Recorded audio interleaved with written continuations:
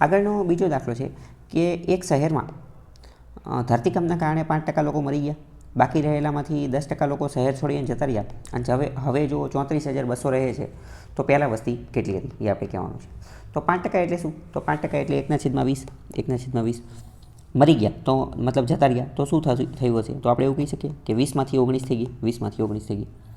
10% લોકો શહેર છોડીને જતા રહ્યા, 10% એટલે શું? તો કે 1/10, તો મતલબ કે 10માંથી 9 થઈ ગઈ, 10માંથી 9 થઈ ગઈ. તો એ પહેલાં કેટલી હતી ને હવે કેટલી થઈ ગઈ?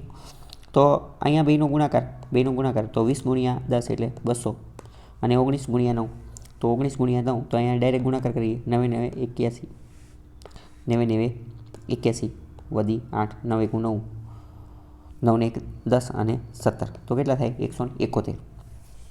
તો મતલબ શું થયું? 200માંથી 171 થઈ ગઈ, 200માંથી 171 થઈ ગઈ.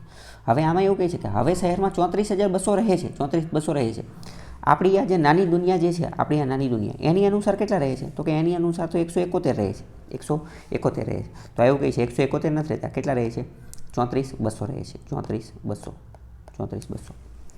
તો આના 171ના કેટલા ગણા છે? તો જો હવે અહીંયા આપણને એટલો આઈડિયા નથી આવતો, પણ અહીંયા જો અહીંયા 2 છે, અને અહીંયા 1 છે, તો આના કદાચ ડબલ હોઈ શકે. તો 171ના ડબલ કરી અને જોઈ જોઈએ, 171 × 2 કરી અને જોઈએ, 2 7 × 14 વધી 1, 2 × 2 અને 1 3, 342. તો આવી ગયો. તો જો આની કરતાં ડબલ છે, તો આ ગુણ્યા 2 અને પાછળ 200, તો આની કરતાં 200 ગણા છે. તો આ પણ આની કરતાં કેટલા હશે? 200 ગણા. તો 200 × 200 કેટલા થાય? 2 × 4 અને 4 0.